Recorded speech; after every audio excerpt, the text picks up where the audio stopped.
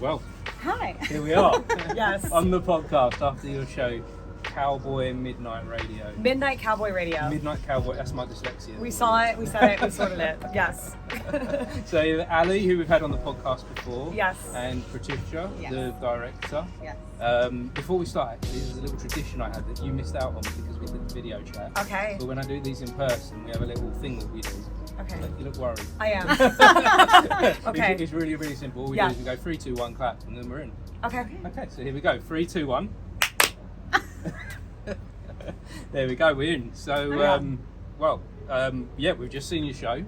Wonderful. To quote you in the show, I was watching at the beginning and I was trying to think, what is it that's drawing me into Ali? Like, I know it's just you on the stage, one woman show. Yeah. But you had this energy and you was vibrant and a ray of sunshine, like you say in the show. Yeah. You really was a ray of sunshine. Also a little bit manic. Yes. At times Absolutely. as well. And that brings me to my first question for you. Uh-huh. How did you keep control of that? Because this show, it was quite a lot for you to do on your own. Yeah. Wasn't it? Yeah. Well, it's a wonderful thing when you have an actor who is very trusting. And I think sometimes when we would do, I would ask them to do some improvisations, and sometimes I was like, I'm not sure if they want to go there, but they always would. And so I think like building that trust and that community feeling with everyone else that's involved in our productions. Shout out to our friends at home. Yes.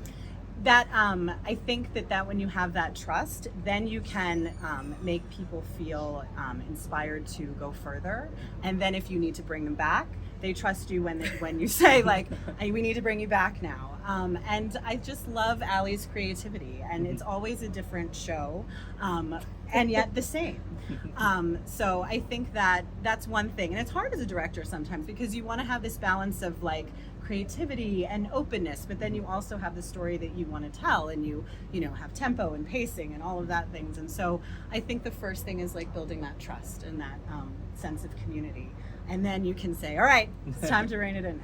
And start to play, I guess, is playing that trust as well, for is sure. it? Yes, we did a lot of playing in this Yes. process. No, I trust Patricia with everything to keep me back, to bring me back on the rails when I go off the rails, but also to have the freedom to go off the rails. Yes. And know there's someone out there who knows the show as well, if not better than I do, is just truly amazing and just allows me to feel free when I'm on stage and not feel so alone.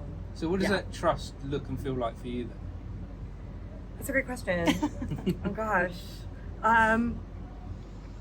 For me, it's like just having that knowledge before the show that I can really, when I'm backstage, when the music is playing, music is a very big part of this show.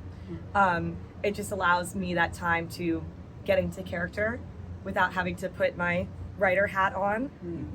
It lets me just focus on the character and not the writing, because I can trust that, if things do go wrong, Patricia's got me, and that we've done this so many times together that I feel confident and comfortable to just let go, which is, I think, what audiences should see, characters be vulnerable and maybe manic and maybe crazy, especially in the show when it's so important that the character is all of those things.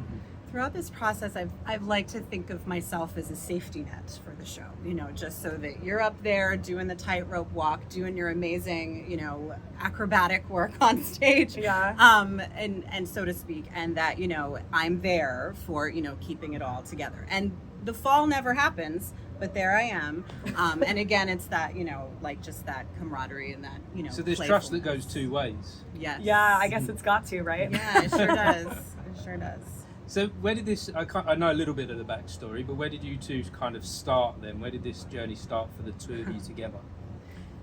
Well, Ali found me through the festival in Queens, New York. Yes. That they got accepted into. And I have this little anecdotal story that I like telling. When Roe v. Wade was overturned, I was devastated and scared. And viscerally upset. And I was actually on a beach the moment I saw on my phone, shouldn't have phone on the beach, it was supposed to be relaxing, but And I just wailed out to the sea. And Allie was actually in the UK. And I like to think that somehow that energy flew over there, and they were also, you know, having their response as well. And so then when we found each other, it just felt like kismet, and that I had a partner now that we could try to do some political activism through theater, to respond to what was happening in our world, because, you know, you can feel very helpless when something like this happens. Yeah, no, I completely agree. And when I was looking for a director, it was quite scary, because when you write your own work, it's like you feel a different sense of ownership about it, and you really want someone who you know you can work with. And I just knew that right away based on our first conversation. And like I said in my conversation with you, like, you know, I'm just glad it all worked out. Truly, it felt like a real connection and a stroke of luck that has kept us going, you know, all the way to Edinburgh, which is amazing. Yeah. Because this is a big political moment. Yes. With what's in this story. We're like, yeah. Oh my God, yes. Like I can't even imagine what it is like to be Americans right now. Yeah. It's politically, it's been turbulent, hasn't it? Yes, it's been, incredibly so. Yeah, and to watch it almost looks like a parody of something that's not quite real. Yes. When you sit back and watch it from over here, you're like, how is this happening? How did we get so far? Yeah. And now we're reversing things and going backwards. And I try and be careful with my view on politics, and to try and like not lean one way or the other. But some things seem so obvious, and some things seem just so right to care for other people, and to then put laws in place that stop us caring for other people. Yes. Yeah, exactly. Why? I wish I knew. We want to know why. We want to know why. Yeah, we just got a lot of questions, which I think this play helps address. And kind of going back to what you were saying about the manic, crazy energy, that is the energy of us watching the news. Mm-hmm. You know, that is what we're collectively, I think, feeling.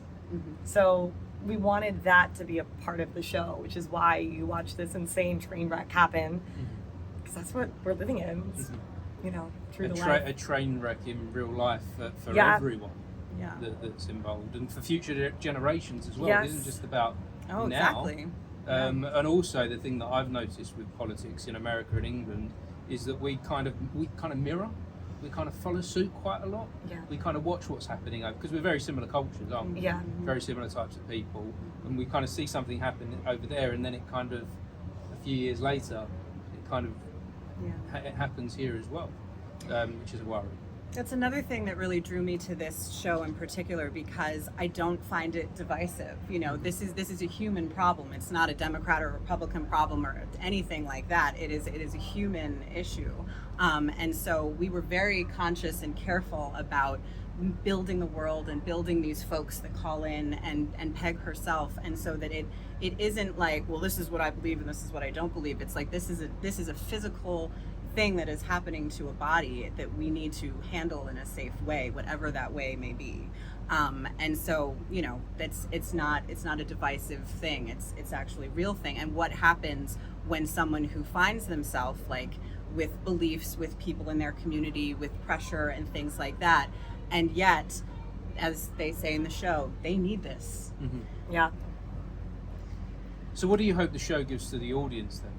What do you hope the audience take away from this? Where, like, you had someone quite important here tonight, didn't you? Yes, we did have someone here from Abortion Rights Scotland, which was really lovely. We really want to build community with this show. We want people to see, you know, a human going through these circumstances, because I think it's very easy to separate of, oh, this is happening across the pond, or this is happening in Kentucky, because we have things divided by state as well, or by gender, or by anything, you know, class, of this doesn't affect me, this doesn't affect me. But at the end of the day, we're watching a show where someone who holds conservative beliefs is having this happen to them. And, you know, while people may laugh at her and her trials, it's like, I hope that at the end of the day, people empathize. I can't speak because it's post-show. Like, you know, have empathy for this character to say, this is a human problem. You know, it's not a female problem. It's not a Republican problem. It's all of us. Yeah. Yeah, and I think we want them to laugh. You know, that's always it's such a gift. You know, laughter sometimes when it's, you know, there's there's nothing else we can do but laugh. Yeah. And so that is a gift that I feel like I love that we give to the audience. And then that connection. And if there are pegs in the audience, people who lean more on a side of conservative or, don't want abortion to be happening, but then like really realize, yeah, but isn't that someone's choice to make, for themselves? So I think that's what I hope that people take away from it as well. Of like, you can have your beliefs, but we need to make it available to people to make their own decisions. That's just a basic human right. It's a powerful thing what theatre can do for people, isn't it? Yeah. How it can change the collective consciousness, or how it can change people's ideas and beliefs. Yeah. It can give you another perspective, can't it, for a moment? You can take Absolutely. we're in this small room here, but we saw another little world going on there for a moment. Yeah. And it can give us a moment to just think. Absolutely. For Oh, sure. good. Yeah. Problem solved. Yeah, I mean, I think that's why we've always done theater. We're holding up a mirror to our society. We need to pick through these problems and these issues, and it's such a great medium for doing that, and it's so communal and connective, and that's why it's never gonna die. And I hope it doesn't, and I Yes. think that's why it's lasted for so long. Yeah. I don't know why this has come to me just now, but I know that in Scotland recently they were changing some of the laws around freedom of speech. Oh, really? And they were kind of pushing the agenda to, if you're offended, you can get police involved with that. And then that becomes, what point do you shut things down? And Wow. I was kind of thinking that maybe some things at the Edinburgh Fringe might be too offensive for some people. But then what is offence if you just don't believe in it? Right. Yeah. Just because a political party says that that's not right when Exactly. something is right. It's a Yes. difficult thing to try and shut down voices, isn't it? And I think that's very important too, is like to not have your political party completely guide all of your thoughts. It's not like a football team. Well, this is who I belong to and this is who I belong to. We still have to be individuals and think critically. And even if our own political parties start saying crazy things, we need to really like unpack that and make sure that we are still listening to our hearts and our minds. And that is the power of theater, to get in these spaces, have our hearts and our minds activated so that we can think critically, hopefully, and make change. And I think this show has the power to do that. I do too. So how have you found the Fringe? How have you found? You've been here a week. Yeah, it's Yeah. been a whirlwind of a week. It's been crazy because I was just telling some folks out there, you can do so much planning of what it's going to be like, but then you get here and you have thousands of people, thousands of shows, lots of stuff to do, flyering, and you think like, I can do it all. This is my experience. Okay, I thought I could do it all, and then I got here and I was like, all right, I need to also sleep and drink water and eat fruit. Haven't done that. Yes. So yeah, I think you can prepare so much, but then you get here and it's just a crazy, amazing energy. And then I try to just stop myself every once in a while, be present, and see there are so many amazing artists here that are really putting themselves out there, as I believe we are. And it's just so important to have the arts, and it's just something that really, as a theater artist, just warms my heart to see all of these people just putting their all into the work that they've created and sharing it. Like, how beautiful is that? That we're all just out here in like this fun theater, drama school place together. It's great. Yeah. It's like Disney World for theater. It's just, Yeah. Isn't it? it's everywhere all the time. It's incredible. This electric energy that's happening. This is the first time I've been here. This is the same for me. First Oh. time I've been here. I can't believe that's the case. Yeah. I've loved theatre all my life. Yeah, me And too. today I was feeling the same thing. I was thinking the energy here and the buzz and all the things going on. This is what I love and enjoy. How has it taken me so long to get here? Right. Yeah. But I'm here now. Yeah. So Yes. like in the moment. Welcome. Be in the moment. Yeah, You know, yeah, of course. just enjoy it for what it is now. Yeah. Exactly. Yeah. For sure. Yeah, it's been a dream come true. This has been really incredible. So talking about dreams, what's the dream moving forward then? Yes. Okay. We did this before, didn't we? Yes, we did. We did. And I Because was we like, had a little what moment. is the dream? We did. We had a beautiful moment. You did. And I would love to get this story out to more people. As we've mentioned, there's a small little election coming up. So we'd like to get it out to as many folks before then. I personally would love to get this play published. I would love to have it out there in like written form that might be more accessible to people to experience the play. obviously not everyone can go to Scotland, can go to New York where we do the play or wherever it goes next. So I would love to have it in a way that, you know, it can be shared to more people because we believe in the importance of this story. And I would not be doing this show for 2 years if I didn't, you know, love it and think it was so important and, you know, see the effects that it has on audiences and want to continue that work.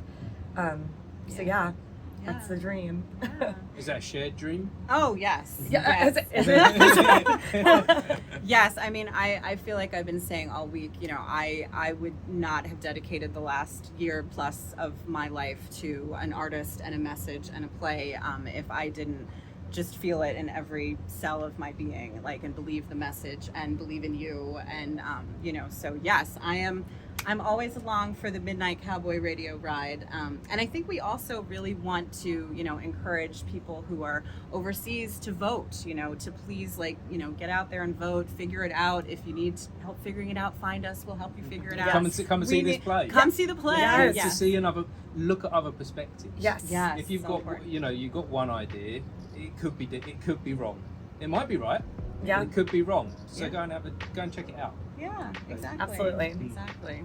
Well, this has been a wonderful conversation, guys, and I really did enjoy the show. Thank you Thank so you. much. Yeah. It's great to see you both here. So good to see you. Thank you.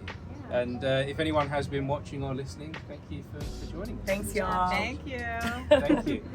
Lovely place to wrap it up. Yeah. Thank you. Thank you. That It's was so great fun. to meet you in person. Yeah, and you.